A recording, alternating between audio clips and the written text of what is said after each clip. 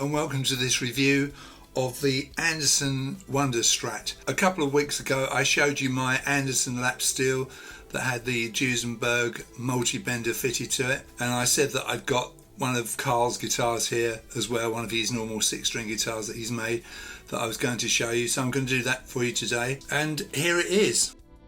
So this is the second of these Wonder Strats that Karl's made, and this one's very special. Let's have a look at the body first of all. It's got this mahogany centre, as you can see, and it's got a burr poplar arched face, and it has a flamed maple rear with cream binding front and rear, which is 40mm thick.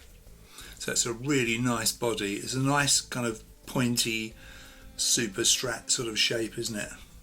Really nice. The neck is glued to the body here, hopefully you can see that, and it's at a 3-degree neck angle. It's got a flamed maple Brazilian rosewood fretboard, which I'll show you here, and it's got cream binding, of course, and it's got the nice dots there to show you where you are, and it has abalone dot inlays, which you can see there. What you can't see is that it's got a double action adjustable truss rod, and the fretboard radius is 16 inches, and it's got 22 jumbo frets, 2.7mm, and these frets have got kind of Gibson style hidden ends, so no nasty sort of sharp bits for you to catch your fingers on as you slide your hand up the guitar. The colour, as you can see, is green. It's sea green black burst on the front here. Showing that. Lots of reflections, sorry about that. I'm not a professional guitar reviewer, as you can see, but you know, you get the idea. The back of the guitar is what Karl calls aged sea green. The bridge pickup, this one here, is a Seymour Duncan 87, so 1987, and the neck pickup is a Kent Armstrong HPAO +1. I'll go through all the various options with the coil taps and the reverse phase, push-pull, etc. in a little while. The bridge is titanium, and it's a sort of tune-o-matic style. The nut is made of titanium alloy. Nice shallow tuners. I always like those. Show you around the back there so you can see those nicely. It's got strap locks. On the back we have this cover to hide all the electrics and the battery. We need the battery because this middle knob here is the parametric EQ. It works off a battery, it's an active thing. Now, you're looking at this, you think with all this wood and this mahogany, you think this is going to be really heavy, but actually it's about £8. So as far as I'm concerned, I could probably manage to play that all night at a gig. It's probably at the top end of my weight tolerance, but a lot of people play Les Pauls that are £11, £12, so they might find this pretty light. The scale length is 21.5 inches. Now don't forget, this is a homemade guitar, right? This is not a kit. This body has been carved out of a solid chunk of wood, or a couple of solid chunks of wood. As you can see, there is a kind of a join in the middle here at the back here. The neck and head, which I think is all one piece, that's been carved out of a solid piece of wood. Karl has a workshop with lots of amazing machinery in it, power tools and things, but it's a real skill, isn't it, making a guitar? Obviously he buys all the electrics and fits those. Nevertheless, Karl designs and builds these guitars himself at his workshop. They're really quite something. It's a thing of beauty, isn't it?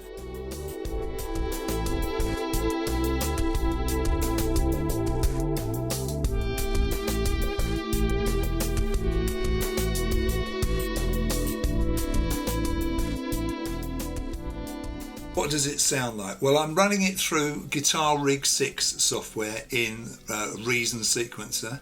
and I've dialed in just a pretty straightforward clean sound. I'm just going to check the tuning. I'm using what Guitarix 6 calls Jazz Amp. It's a Roland Jazz Chorus. I haven't got the chorus turned on at the moment. I'm just using clean sound. Right, let's go to the neck pickup, and these three rotary controls here.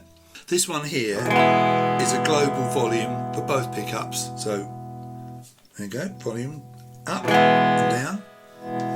And it's also a coil tap, which appears to work on both pickups. If I play a chord and then lift this up, you can hear that the volume has dropped significantly. So it's like a Strat single coil pickup now. Push it in, and you've got the full amount there. Just play a bit of rhythm with that sound. I won't use the coil tap, I just use the...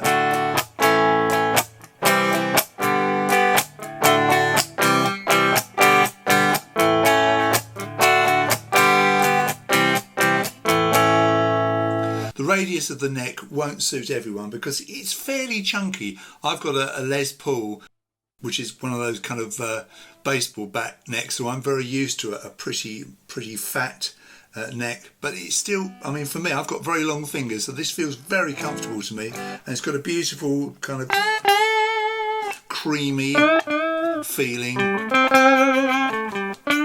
Fingerboard is just asking you to bend notes on it. I'll do some more strumming, but I'll split the coil in half. So I've only got half the pickup working now. So it's obviously going to sound a bit thinner.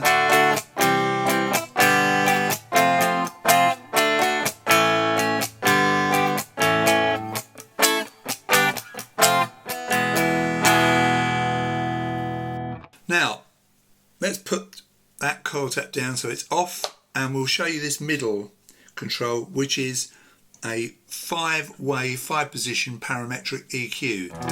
Now, if I bring it all the way up, it's off, and then we've got these 1, 2, 3, 4 other positions. You can hear it stepping through. So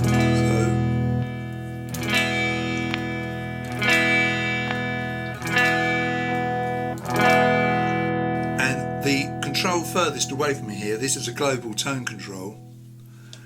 So obviously you can top up the tone with this, get the position on the 5-way parametric EQ, which is tone if you like, and then sort of top it up with the tone control. So lots of variety there with the tone, whatever you really want. This global tone control is also an out of phase switch for the bridge pickup only. So if I go to the bridge pickup, okay, get the tone the way I want it. There's the coil tap on that. No coil tap. Now if I pull this switch up, play a bit of lead, get the kind of spanky Strat sound. And obviously you can use both pickups. You could have a coil tap. So I won't use the coil tap there, but you can obviously change the tone and the volume. That's going to affect both pickups, but there's no individual volume for the pickups. So the volume and the tone control both pickups. With a bit of judicious tweaking of the volume and the tone, all the out of phase and coil splitter stuff, you can get a really nice rhythm sound, I think.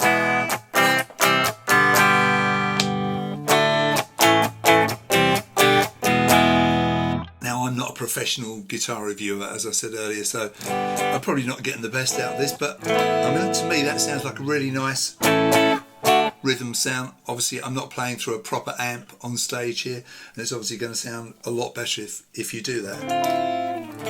But it really is a beautiful fingerboard, this lovely low action. I quite like that out of phase setting on the bridge pickup. One of the hardest things I found over the years is to get a decent rhythm sound. This guitar, it appears to be quite easy to get the sound that I want. I used to have a Roland JC77, you know, one of the Roland jazz chorus amps back in the day, back in the 80s, and I used to use it on all my gigs. It's a great amp. Let's put a bit of chorus in, shall we, on the software. I mean, I must admit, I tend to use only the bridge pickup on most of my guitars. I don't know why that is. Maybe it's my ignorance of how guitars work, but I've always done that over the years.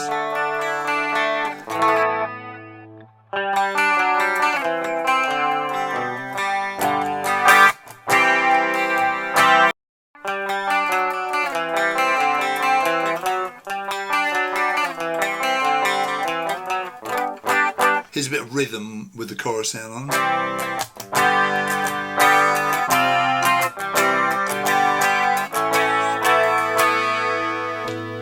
Use the neck pickup.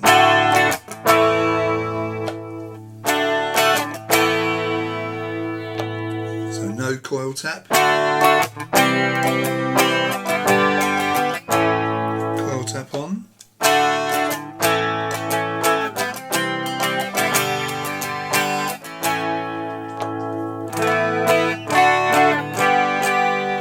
Okay, so there we are, some clean and some chorus. Let's put a bit of dirt on it, shall we now?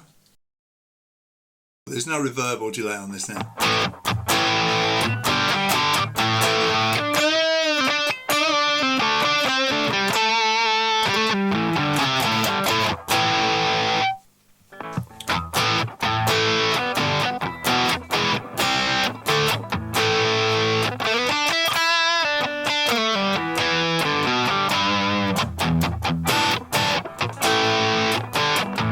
If I was a shredder, I'd probably get more out of this. I'm not. I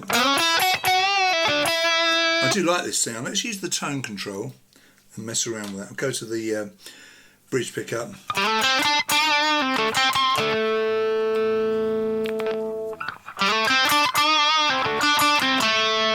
Turn the tone control down a bit.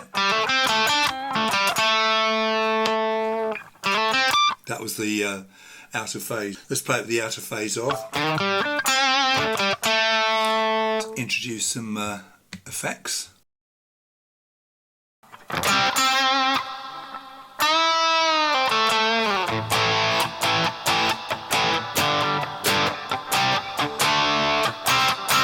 So I've turned the echo and the reverb down.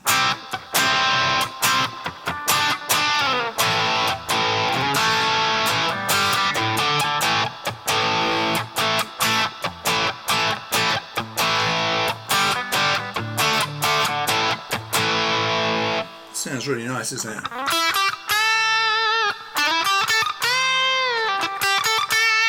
So there I'm doing a tone and a half bend. That sounds really nice. Let's use both pickups, give a bit more meat.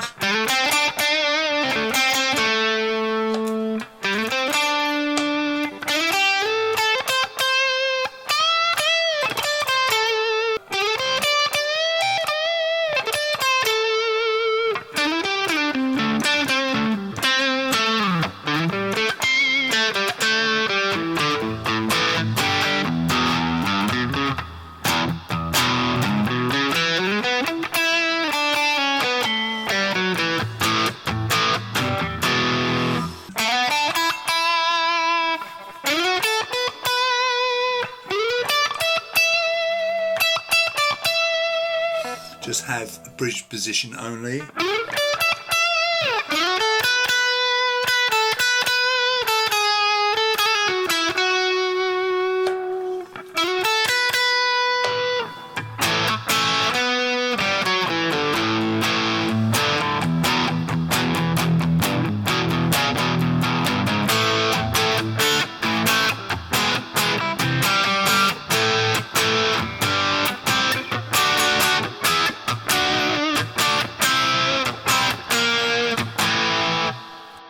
Let's turn the reverb down and we'll turn the delay it up a bit, or echo as they call it on here.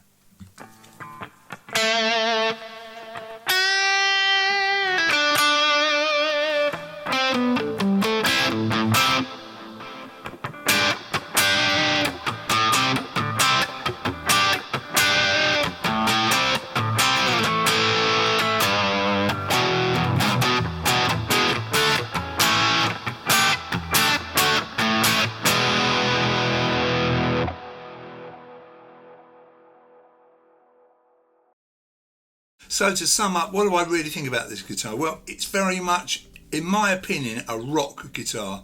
And that sounds like a bit of an old duffer speaking, I suppose that's what I am. It has that sound definitely for sort of shredding and, you know, sort of chugging. Djenting, I think, is the term they use when you do this with a distorted sound. All of Karl's instruments are beautifully made. My lap steel, as you saw in that other video, is incredibly well built, as is this guitar. You can't fault the finish on this thing. You look at it from top to bottom and it's absolutely perfect. It's got a really lovely sound. I suppose I'm a bit of a traditionalist when it comes to electric guitars. I do tend to be a bit of a Strat or Gibson person, but I could definitely see, you know, the need for a guitar like this in my arsenal of guitars, certainly for a rock guitar. The other week I recorded Rod Stewart's Sailing. It was actually a concertina video and I played the solo on this guitar, so I'll play you a little bit of that at the end of this video so you can hear what it sounds like once it's recorded. And that is obviously a harmony guitar solo, so I recorded this guitar twice and I think that shows off the guitar really well. It doesn't seem to be a problem to dial in the sound you want. I could get everything pretty much that I wanted out of it. And obviously all these tone controls and these coil splits and out of phase and parametric EQ. I mean, some people don't like lots of toys on the guitar, it's fair to say. Some people like just a straightforward tone and volume, and I totally get that. With all those extras on this guitar, it means you can do a lot of work on the guitar to get the sound you want before you need to go to the amp. You can get just a basic sound that you like on the amp, and then you can sort of faff around on the guitar to get the sound. That's good, isn't it? Because sometimes you dial in the sound on the guitar and then that's basically it, and then you've got to get what you want either with pedals or the amp. So lots of alternatives with a setup like this. So there we are. I hope you enjoyed my review of this Anderson Strat. If you're interested in Karl building you a guitar, please get in touch with me and I'll put you in touch with Karl, and the two of you can get together and decide what you would like Karl to build for you. I'm sure you won't be disappointed because his workmanship is second to none. You know, I bought Fenders and Gibsons brand new which aren't as good as Karl's guitars, and that's a fact. Thank you very much for watching, and you'll see me in my next video.